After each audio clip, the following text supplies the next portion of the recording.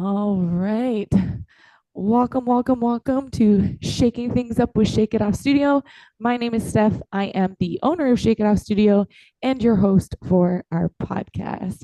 Today we have Karen joining us. Karen is not only one of our instructors here, but she is also a holistic healer.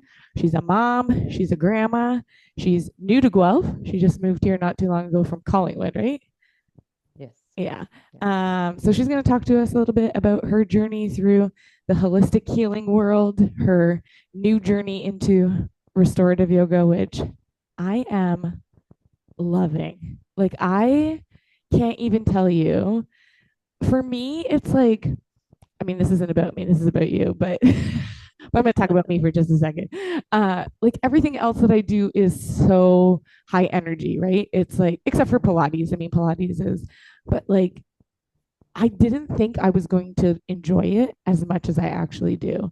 And I have found like such a new peace is like the best word that I can use in like doing nothing, just like Yep. doing nothing but connecting with my body in that time the way that my body needs to. So yeah, it's been so I'm excited to hear about your journey through this and into this and just, how you see that kind of progress for all people. But let's start with you introducing yourself. Okay, so do you want me to just sort of go whole story? Yeah, like tell us who you are With everything? and Okay, okay. just a little bit about yourself. So yeah, my name's Karen, and we did just move here from Collingwood. We had a big life change 2 years ago. My husband um ended up no longer working for the company that he was working for, so the world opened up, Right. right? So I'd always been an entrepreneur of sorts. So if I wasn't doing my reflexology and massage, Mhm. I've had multiple companies over the years. Okay. So wherever I was more the follower of his career. Gotcha. So it didn't really matter to me. So when things opened up for us, we started thinking, okay, well, if he's going to work again, it's probably better to be closer to the GTA. And our kids are in Guelph. Our grandchild at the time was in Guelph, and my daughter-in-law was pregnant with her second. Uh-huh. So Guelph just made sense. And our other daughter, who is in university in Halifax, it didn't really matter where she came home to. Right. So Guelph just, made sense. So we got to Guelph and we live in a condo here, which is all very new to us as well.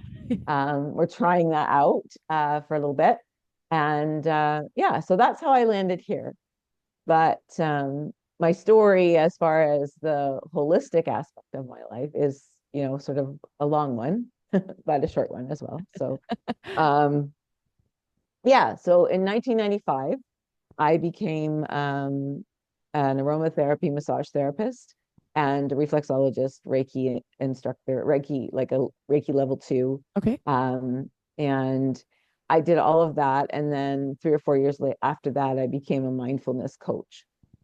So that was my journey. And at the time, that was like kind of the late 90s. It was when books like The Celestine Prophecy was out, Conversations with God. It was kind of this resurgence of natural health. Yep. And I did try and take it a little step further. So I created an organic skin line at the time Okay. and sold that. It started as me doing products for my clients, and then it turned into a full product line that I took to markets and all of that. But to be honest, the world wasn't quite ready for the pricing of organic skincare, Right. right? So jump forward to now, and that's what everybody wants. But Yeah. back then, we had to find really high end clients, and luckily we did. Mm. But I got very involved in the horse industry, and so there was top level people that could buy that kind of stuff. So Yeah. that was sort of um, what I did, and then I went back and I taught at the same school that I learned at. So I Okay. taught the intro level of, so there was an advanced aromatherapy, and then there was a intro level to aromatherapy. So I taught the intro level to aromatherapy, and I also taught the anatomy and physiology. Hmm. So I taught back at that school, and at the time, our school was considered um, school for second careers. So I was 25 teaching many women who were in their 40s and 50s at the Okay. time looking for second careers. Yep. So all of those women started to become my bucket list. Yep. All the things that they had done in their life sort of became, oh, things that I wanted to do. But Interesting. at the time, I was a single mom. Yeah. So I knew it wasn't going to happen right then. But they did create sort of my dream and my bucket list of sorts. So the two big ones that came out of that time period was one to walk the Camino de Santiago, Yeah. which was 800 kilometers across northern Spain. Wow. And the other one was to become a yoga instructor. So those two things sort of just always played in the back of my mind. Mm-hmm. Um, but I was also a larger woman. So at that time, I'm like, I can't be a yoga instructor because I'm too big, Right. right? It doesn't fit the body. I Mm-hmm. can't walk across Spain because I'm 200 pounds, Right. right? So those things sort of, my own mind in many ways stopped me Yeah. from that kind of stuff. But they stayed in my mind and on my heart for basically my entire life. Right. So yeah, so that's what happened in that early 90s phase. And then I walked away a bit from the reflexology and the aromatherapy, and I became a real estate agent. Mm-hmm. And then yeah, everybody's like, "What haven't you done?" And then from there, I started an import export business from getting a berry in India that was used for non-toxic laundry and cleaning here. Okay. So I had that business for 10 years. Yeah. And when I sold that in 2019, that's when I came back to the aromatherapy and the Okay. reflexology. Yeah. So I took sort of like I'm going to say 12 or 13-year hiatus. I had my own clinic, I had a mobile clinic, I had different things, but I stepped away from all of it and did a few other things. But it was always my first love, right? Yeah. So, um, and then of course COVID hit and I had to rethink about it again Right. and pivot once again, Yeah. right? So, yeah. So it's been a bit of a journey. Yeah. And do you feel like you were like as you were kind of pivoting out of that, did you have it in the back of your mind that it was like that is my true like sure I want to try these other things to see how they fit, but like back there it's still there and that's what I'm more inclined to go back to? Yeah. Well, I have this big, I am not a necessarily a detail oriented person, Mhm. right? So I'm more of a macro thinker. Okay. So what I get a really big charge out of is seeing people have aha moments. Right. So when you're, and you'd know this because you do it yourself, when you are touching someone's body and being that intimate with them, even though like it's an intimacy that's very different. Right. So you're able to, people open up to you and you're able to sort of drop in feeds of how they can live their better life and their better dream, right? Mm. So that's the part of it that I love. I love that there's this um, because I always have said that I'm a conduit and I'm not a healer. I'm just somebody who helps you get to the best Yeah. part of you, Yeah. and then that grows from there, right? So um, yeah, so it's always been my first love, Right. especially reflexology, Yeah. because there's so many people that are so surprised by the effects of it, and Right. they don't usually know much about it going into it. Yep. And then and then that being said, the power of essential oils is like really, again, people don't really realize. Like I don't do a lot of deep tissue massage. I let the essential oils do the work for me, Right. and people are kind of wanting that, oh, push here, push here, push here, Yeah. and then they're sore the next day. But if you allow the body to have that lymphatic drainage and have the essential oils come along for the ride, Right. right, you get so much more accomplished because the lymphatic system is moving and now everything's working better, right? Right. So but yeah, that's probably my first love. It was yeah, yeah. for sure. And I love teaching it. Like I love teaching in any sort. So that's what we are. So So let's circle back to those bucket list things because you left me yeah. hanging there about those two things. So tell us about those goals. Yeah. So on my 50th birthday, Uh-huh. um, I decided that I would finally walk the Camino de Santiago. Good for you. So I took 6 weeks out of my life, and luckily I have an amazing husband who just says yes when I go, I have this crazy idea. Yeah. He's like, oh God. Yeah. When I start when I started my business, my import business from India, 2 weeks before I was to fly out, well, before I ended up flying out to India, I said to my husband, I said, I can't make this decision on an email. I have to go to India. Uh-huh. And I left in 2 weeks from that. Wow. Like, Yeah. so yeah. So, but with the Camino, I planned it and walked it. I didn't walk it with a group. I walked it on my own. Wow. It was a big life journey for me. So I carried a 25-pound pack Okay. and I walked the whole way. I think I had it carried for me, like transported for me the first day, Yeah. simply because you're walking through the Pyrenees mountains and it can be a pretty rough way to start. Right. Um, I had become a Nia instructor. So Nia is sort of like a form of free dance. Hmm. And so I didn't actually train for the Camino by hiking.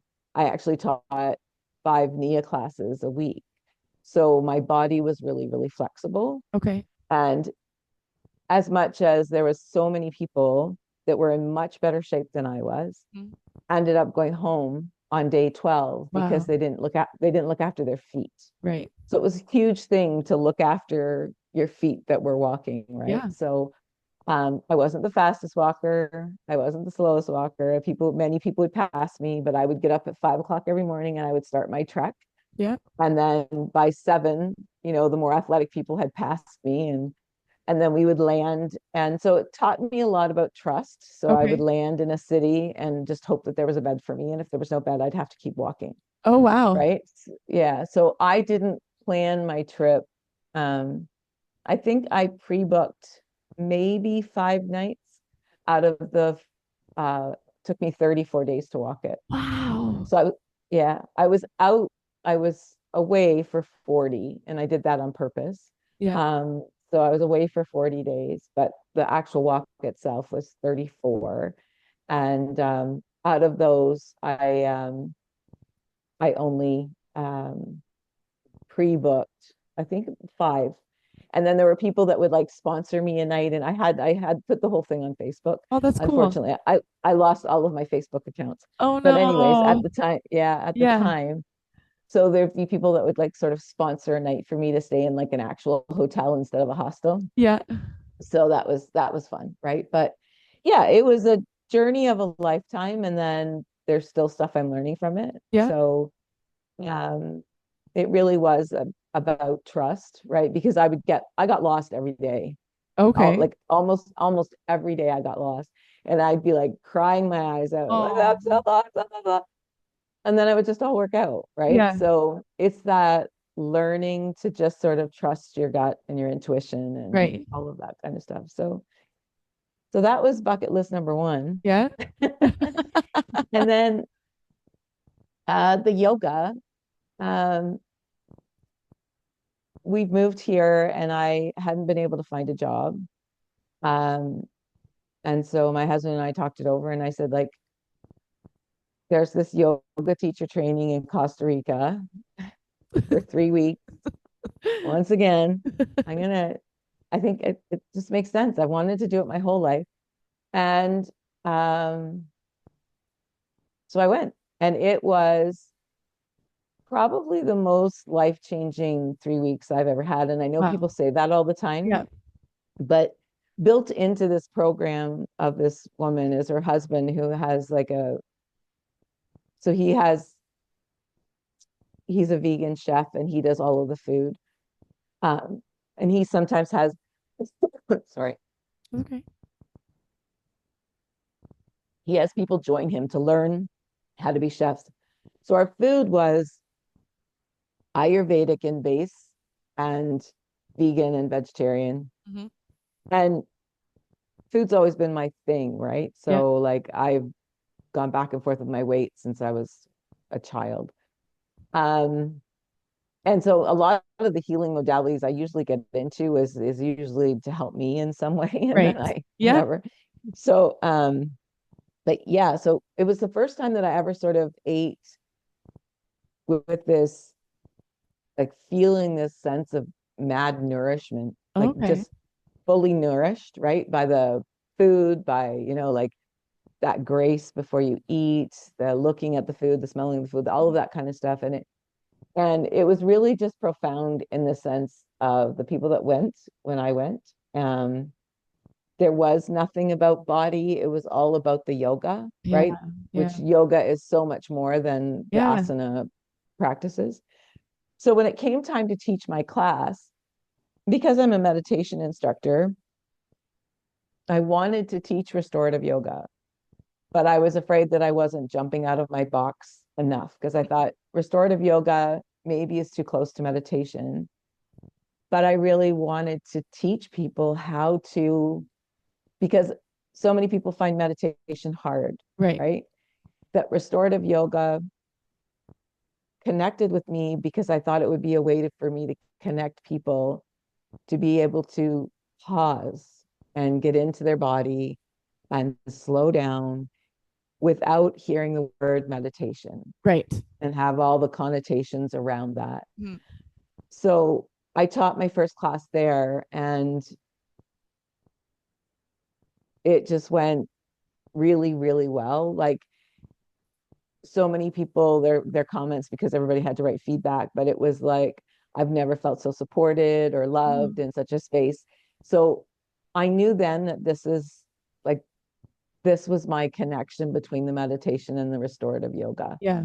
And so then I just needed to be able to find a way to make it work because when I was there, I was with a whole bunch of yogis that could do anything with their body. Right. Right. So I had to then translate that to the people and the women that I want to teach, Right. who some have a lot of mobility issues Yeah. or things like that. And sometimes the props in restorative yoga can feel like a workout, Yeah. right? Because you're having to move things around and having to somehow still want to move and you're staying in these positions for a long time and some of the joints are not mobile and it's also this allowing of the layers of who you are to let go, Yeah. right?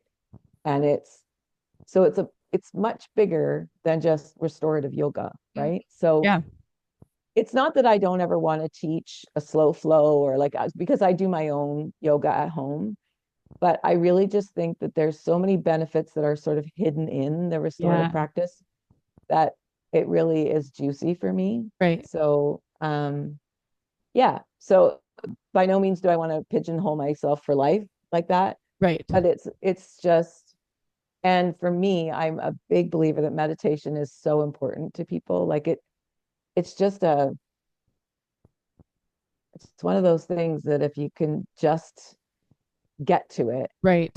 So if this is the side door into meditation, then for me that's joyful, Right. right? Yeah. Because I know I've been teaching meditation long enough to know that so many people are afraid of that word, that they think their mind needs to stop 100%. and all of Right. that kind of stuff, right? Yeah. And it's not that, but sometimes that's a barrier. Yeah. So I find that restorative yoga gives that. So that's, yeah. And I So think the way props to you you. piece it together as well is like you've got number one, beautiful music that's playing in the background as well, right? So it provides this atmosphere, this, yeah, there's moving into the positions, like you said, with the props and that, but throughout that, you're also, whether it be a little quote or a little poem or like, and just those things, that sometimes it's even if it's just one person in the room, right, that needed to hear that one thing. It's like I don't know, for me anyways, teaching, that's kind of like what you said with the healing as well. It's that one person that is like, I really needed to hear that or feel that or have that today, that's like just makes our job worth it, right? Like Mm, knowing that somebody in the room, and there's usually more than that, but for somebody to be brave enough to say like that really touched me in a way that I really needed and sometimes didn't even know that I needed, right? Like I feel like that's what restorative did for me when I came, was that I was like, I didn't realize how much I needed to slow down, you know? yeah. And not just because I'm getting older. Like this should be something that we are practicing Mm, earlier. We're waiting too long, right? Because we think, oh, now we need to. But I wish I was doing this way before this, maybe then right. I wouldn't have so many injuries, or I would look at my body different, or I would, process things in my life different, right? I want to jump back to something that you said, because for me, this is one that hits home for me, is you said about the not doing things because of your size, because of your body. So let me ask you outright, did you do any of these things once you met that body goal that you had in mind? No, No. actually, Right. no, because I've never, short of like a week around my wedding to my husband, I think that's the only day I've actually been near my body goal. So it's been a mindset Yeah. shift. So when I walked the Camino, I was 225 pounds and I carried a 25-pound pack. Wow. So what I was walking 800 kilometers with was 250 pounds. Yeah. Did I think I'd lose a lot more weight than I did? Yeah. I thought, oh, I'll be skinny by the time I get Oh, when home. you were done. Right. When I was, This is you it. This can't is what walk. it's going to be. Yeah. That, of course, that mindset's there. But another thing that really changed my mindset, and like I'm almost 57, and this is how long it's taken, was that 3 weeks with the yoga. Yeah. Because I really connected, first of all, uh, in her blurb for the yoga training, it said, we welcome body types and whatever. So I actually had a discovery call with her and I said, if that's true, that's not on your website, because everybody on your website is this thin person in a Lululemon outfit. Uh-huh. And she's like, I never noticed that. And Yep. I said, great. But she was right in what she, like, on boots on the ground, she was right. Yeah. And there was no discrimination against Right, body right, right. size. There was do whatever you want to do. And I realized that I was in this room with all levels of people doing this asana practice. Mhm. But the other parts of yoga, because those are things that have appealed to me, like meditation is part of Raja Yoga, right? So the other parts of that, I was a fairly intelligent student, right? So there was this realization that it wasn't about a really big, like, it was not about my body size, Yeah. right? And that has been a plague for me my entire life. Like I used to write a blog and it was on my website, and the blog was called The Fattest Kid in School. Yeah. And that blog post was exactly who I was, right? Like I was fat in kindergarten, right? So no matter where I went my whole life, I always felt like I was going to be the fattest kid in school. Right. Whether I went up, and I did every weight loss program on the planet, Yep. whether I went up or down or sideways, and even if I went to a cocktail party, I would look into the room and I would assess whether Yeah. I was the fattest kid in the room or the fattest woman in the room, Yeah. or was there somebody else in there bigger than me? Right. And that was always my judgment of myself, of everybody. Like my judgment of other people's size came directly from my judgment about Yep. myself. Yep. So and it's been a, I don't want to call it a demon, but it's been a monkey on my back my whole life. And I will say that those 3 weeks in the yoga class was that, and I think your studio helped too, Okay. because you are the first, this is the first place that I've truly felt a body positivity, Oh, that means the world. that that just there's an isness about it, right? So I've been to many gyms that claim it, You're right. but at the end of the day, um, it's not what it is. Yeah. And I was in a community that was very athletic driven. So if I joined a gym, I was there with a bunch of athletes. Right. So, but there was yeah, so I would say probably between the yoga and between coming to Shake It Off, those two things have really affected how I see my body, Mm-hmm. because there is a sense of body positivity that's not toxic. Like, you want the very best for your body, Yeah. but it doesn't matter what size that is to get to the very Yeah. best for your body, right? Right. And that's something too for me that I'm looking at so much right now, is I do not want to be an 80-year-old that needs help up the stairs. Like, Yes.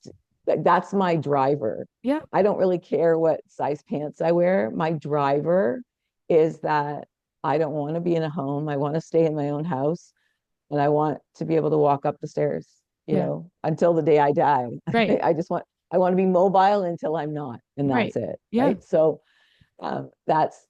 that's my driving force Yeah. right now too. Yeah. Right. And I and it sorry, No, no, no, please go ahead. but that's my driving force, and that's also a bit of my mission, Yeah. because I see so many of my friends who can't touch their toes, Right. and I'm like, you guys, you got to get this without being preachy, Yeah. but I want to find a way for them to hear Mm-hmm. that we're here, we're almost 60, Yeah. right? If you don't do this now, you're not going to do it. Later. Yeah. Yeah, there's no later. Yeah. Yeah, we're here, That's right? right. Like, this Yeah. is this is the spot. Yeah. There is no later. I'll do it later, Yeah. right? Because this is our later. Yeah. So that's a big driving force for me right now too. Yeah.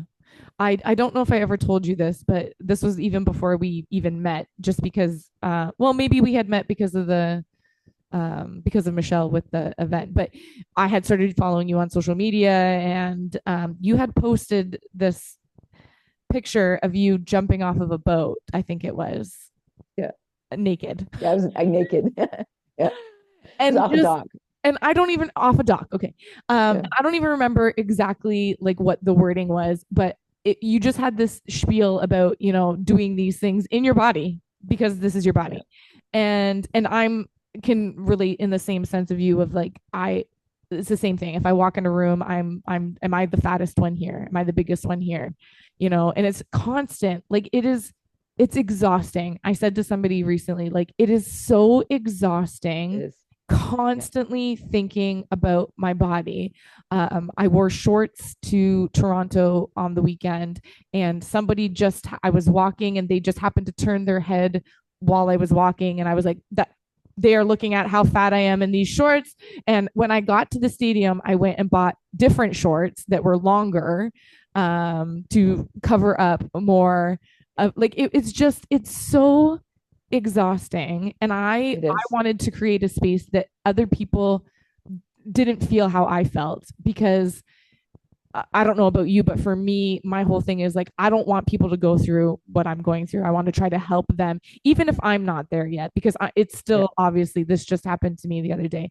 And I go through these big cycles of, like, well, if I'm going to look like this, then I might as well eat whatever I want. And then, but one thing that I hate is that, I've been asked before about being a fat fitness instructor or a plus size fitness instructor.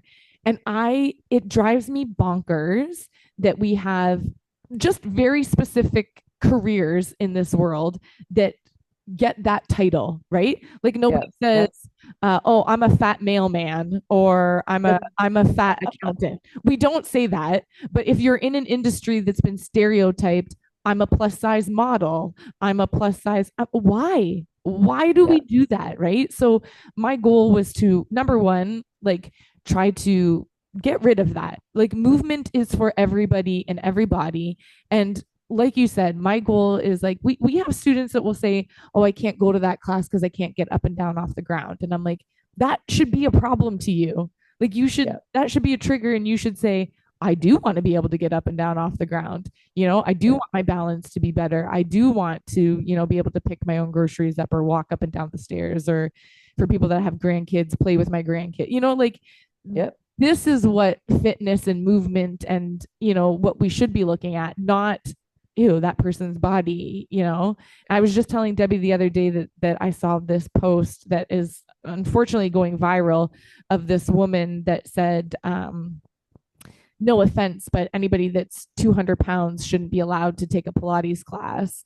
And then she said, Oh if dear. you if you are fat as the instructor, or if you even show like a role, like if you have rules, you shouldn't be allowed to teach Pilates. And I was just like, wow, like Yeah.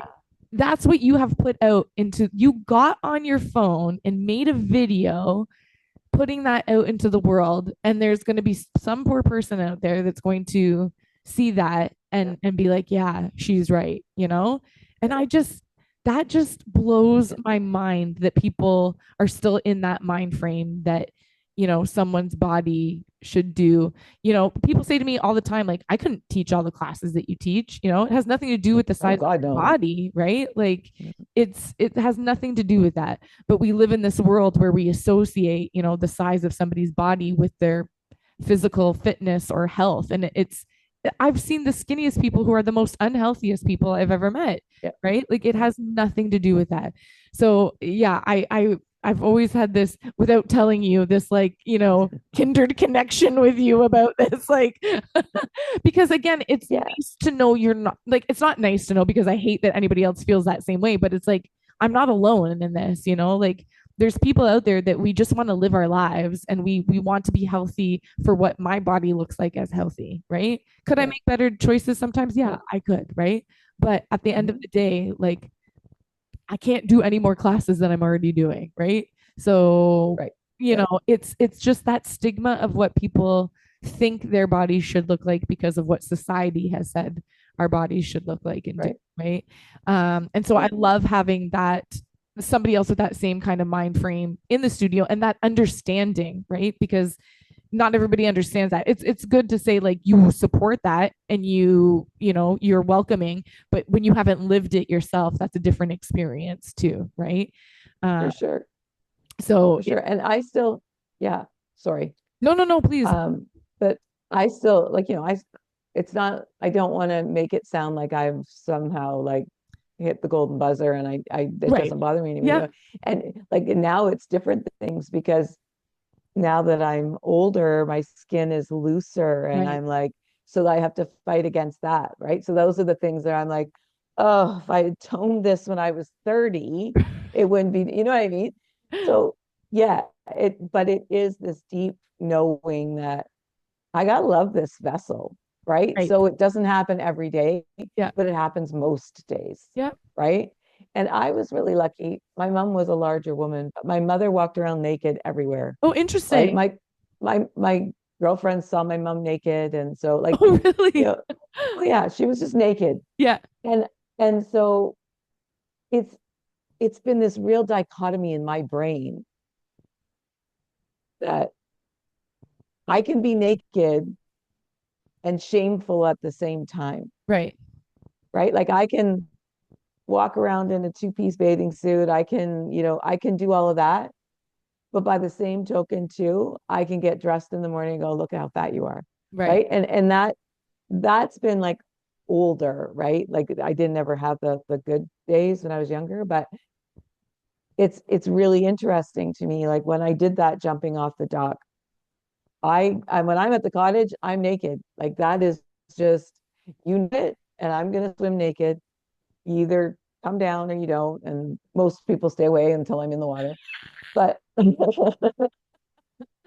not naked. I'm not all the time. But my granddaughter did tell the other side of the family, Gigi's always naked at the cottage.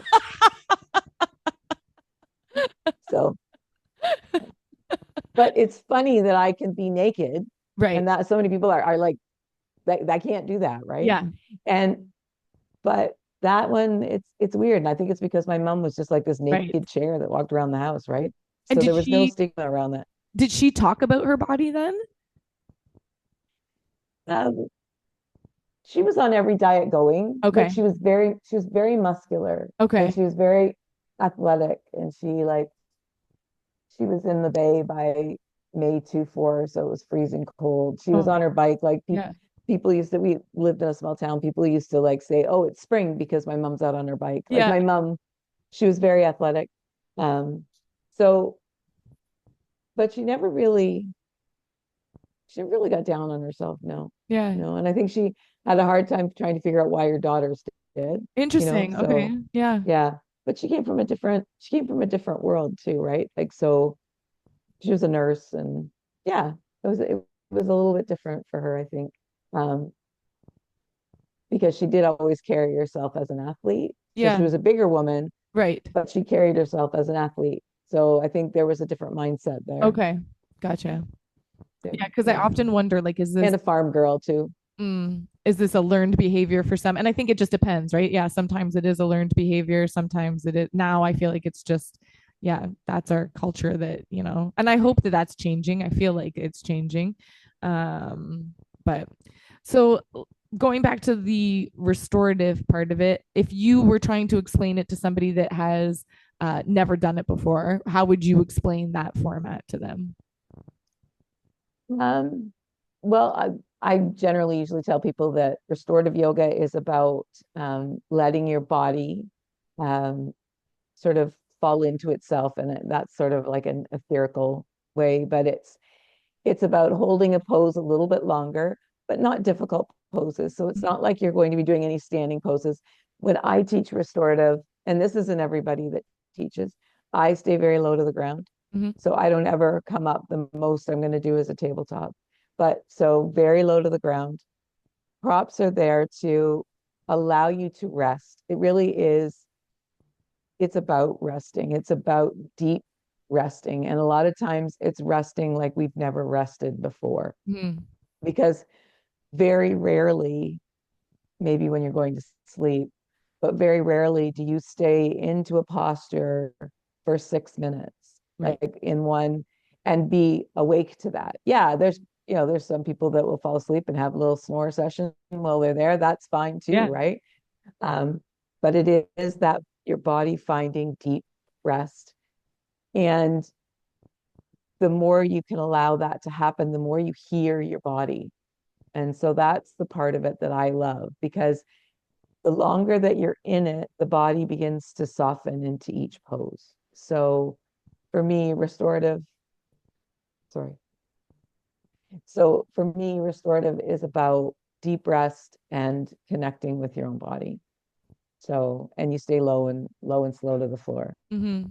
So throughout, I think the most I've ever done in a 1 hour class is 6 postures. So we stay in it for a long Yeah. time. Yeah. So yeah. So and like I said, it's a side door to meditating. Right. It's a side door to learning that your thoughts will never stop. Like, that's just, if your thoughts stop, you're dead. Right. Right. So the whole goal of meditation, restorative, slowing down, is not about stopping your thoughts. It's about witnessing. So Okay. with restorative, we're not just witnessing our mind, which we are in meditation, but in restorative yoga, you're witnessing your body, right? So, you could do restorative yoga when you're falling asleep, and just, watching your body fall asleep, right? And allowing your body to be conscious of that step into deep rest, right? Instead of just, heading to bed, but to slow down enough to recognize how your body is heading into its deep rest, Mhm. right? And allowing your body to fall into that state. So that's what I think restorative does for a lot of people, is Yeah. gives, and because it's deep rest, and because it is like meditation, you can do it in the middle of the day. You don't have to do it just before bed. Right. It's you can find that deep rest at any time in your body. Mhm. So Do you take moments yeah. throughout your day? Like, is that part of your daily practice to kind of, do you have set times that you do that through? Yeah, I spend an hour every morning in meditation and journaling and chanting and all of that. Okay. And then throughout the day, I do breath awareness. Whenever there's a pause, I used to set a timer and it Mhm. would go off, and I would, pause for breath awareness. But now it's more like, you know, if I'm in a grocery line and I feel myself agitated, which I Mhm. generally don't anymore, I Okay. figure I've put myself here, Yeah. right? So, I say this around Christmas a lot, I'm the one that chose to shop on December 24th. Right. If I can't accept that, Yeah. then I shouldn't be allowed out of my Didn't do house. it. Yeah. Right. So I've put myself there. So if I happen to get in line, I happen to get agitated, and like I say, it doesn't happen very much anymore. I find as I've gotten older, and probably because of my meditation practices, Hmm.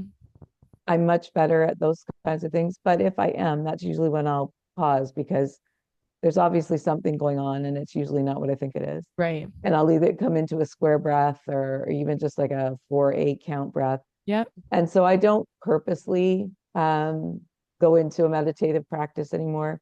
Um, I sometimes will do another 20-minute before 4 o'clock, Okay. um, but I'm not as regular with that. My morning routine is fairly solid, um, and always has been. I used to be up at 5 in the morning with the kids so I could smoke. So since that all stopped, um, so I've always sort of had a 5 a.m. routine. Okay. But yeah, so it just is. It's just part of who I am. Yeah. And if I've stepped away from it, I'm not me. Right. So I'm very aware of if I've like, unfortunately I'm dealing with this injury right now. So my meditative practice is almost impossible to do because Oh, I can't get myself to, yeah. and I've noticed like a real missing of that. Yeah. So I right now I sneak it in. I sneak 5 minutes here or there, wherever I can, instead Yeah. of sitting for that solid 20-25 minutes. Yeah. So yeah. So it's different, but I need it in my life. If Yeah. I don't have it, I notice it. And Yeah. it's good, like you said, to figure out a new way, right? Like, yeah, Yeah. life is crazy, things happen, and I think that that's kind of what happens for a lot of people, is that when one thing happens and everything falls back to the old habits into the wayside, right? Instead of Yep. adapting and realizing that it doesn't need to necessarily look a certain way every single time, right? And Yep. sometimes a lot can come out of taking a 5 minute pause in something, whether it be, like you said, maybe you're just having a moment, you know, in a situation where you're feeling frustrated or whatever. And again, it's probably not that situation. It's probably a buildup of everything, right? And so Yep. yeah, being more aware in general, I think, with our bodies and our thoughts makes a huge difference, right? It does. I remember And somebody that's saying to me before, it's not that when you're like thinking about things or having a mantra about something that like the universe gives it to you because you're just asking. It's that you're creating that mind space for yourself to allow it to happen, because too often we have a mantra going on. It's just not a good one, right? And so it's just learning to get that negative one out to allow you to have that positive and believe in yourself to do whatever. It's not that things just get handed to you, right? It's just that you know how to take things on in a different way. Yeah. So yeah. that If being you open said, yourself up. Karen is going to be offering a meditation class coming up on June 22nd. So if you want to learn all about it, that would be the time to come and do it. Yeah. Which I think is going to be good. Like, it's going to be a good addition to what you are offering and what the studio offers in total. But I think if people, especially that are coming to restorative, they'll find that balance of how to now kind of marry those two together, right? Which is a good idea. Yeah, for sure. Yeah. Yeah. And I meditation, like, that I don't want to say the gold standard, but so many people, that 20-minute sort of at least one time a day.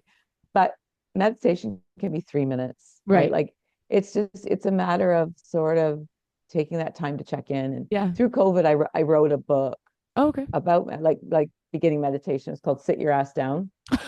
Love it. But unfortunately the videos aren't on that website anymore. So I don't promote the book anymore. I'm trying to Oh, figure out how to rewrite it, but I do yeah. have copies so I could, but it's just about like start where you are. If it's 1 minute, Yeah. right? Yeah. It's just honoring yourself to, like, I saw a post one time is that like self-care isn't always about um like chocolate and bubble baths Right. and whatever, but it's more self-care is about like looking after yourself, Yeah. and that movement, that time and stillness, all of those things are ways that we can look after ourselves, Right. right? and Yeah. in pretty simple ways too, Yeah. like Yeah. it's not crazy. You don't need, all these magical things, and yeah, a Yeah. quiet space, Yeah. right? Like, Yeah. yeah. Yeah. Well, For thank you sure. so much for chatting with us today and sharing a little bit That's, about yourself. And that's great. I'm super excited to continue on with the restorative and learn more about meditation. I'm a rookie when it comes to meditation, even for myself. It is something I would like to focus on for myself a little bit more too, because I do find a sense of peace when I do it. I tend to be a nighttime person. I find that it helps me sleep better at night.